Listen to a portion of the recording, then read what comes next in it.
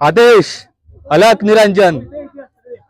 माझे नाव श्रीराम दशरथ तटकरे आहे. मी पवईवरून आलोय नाथ यात्रेसाठी. पहिलं प्रथम मी फक्त देवाला मानायचो आणि नाथ हे काय आहे ते मला माहिती नाही. पण माझ्यावरती एक जरा संकट आलं माझ्या पत्नीवरती. जे पत्नीचं जे निरसन केलं ते होते नाथ भक्त, नाथपंथ होते. तेव्हापासून मला नाथांची ओळख झाली. तेव्हा थोडाफार मला फरक जाणवला तिथून.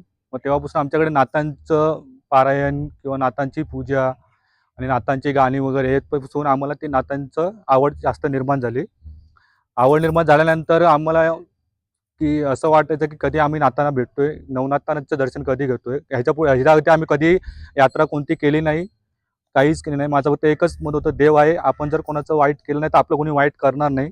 पण हा माझा समज चुकीचा होता. त्यामुळं नाथांच्या ह्याच्यामधून आल्यानंतर माझ्या ज्या पत्नीला जो त्रास होता तो त्रास निघून गेल्यानंतर आम्ही तेव्हापासून विचार केला होता की त्याची नाथ यात्रा करावी म्हणून. आता हा योगायोग आत्ता आला. ते पण माझे मित्र भाई भोजने साई ट्रॅव्हल्सचे मालक, त्यांच्यामुळे ते आले म्हणून मी आलो आणि मी आलो म्हणून तो आलो. त्याच्यामुळे आम्ही येण्याचा आम्हाला योग आला या यात्रेमध्ये.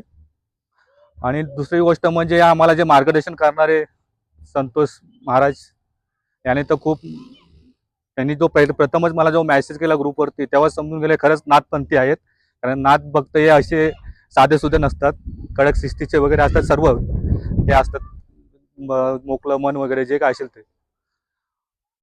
तेव्हा आम्ही जेव्हा त्यांना मला एक लास्ट फोन आला की तुम्ही नक्कीच येणार आहात काय.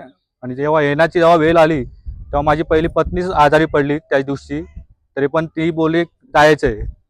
आम्ही निघालो, छोटा माझा मूल आहे, मी आहे. आम्ही त्या दिवशी निघालो. तेव्हापासून यात्रेला जेव्हा सुरुवात झाली त्रास तर निघूनच गेला, अजूनपर्यंत त्रास तिला झाला नाहीये. आणि त्याच्यानंतर जेव्हा आम्ही सुरुवात केली नगरपासून दर्शनाला, तेव्हापासून आम्हाला बरेच अनुभव आले. मला तरी आले, बाकीच्या आले काय मला माहिती नाही, पण मला 2-3 ठिकाणी मला अनुभव आले माझे की नाथ आमच्यासोबत आहेत म्हणून.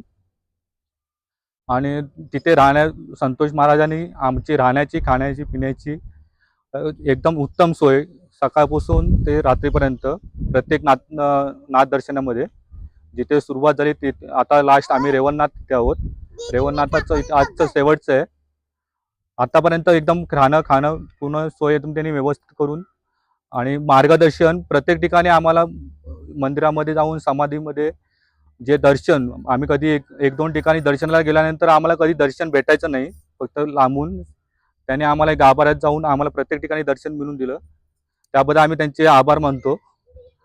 आणि जे कोणी माझ्या संपर्कात आहेत त्यांना मी नक्कीच सांगेन की एकदा तुम्ही यात्रा करावी. आणि मला पण कधी योग आलाच तर मी पुन्हा या यात्रेला नक्कीच येणार आहे पूर्ण फॅमिली सकट. तर एवढंच बोलून माझे शब्द संपवतो. धन्यवाद. ओम नमो ओम नमो.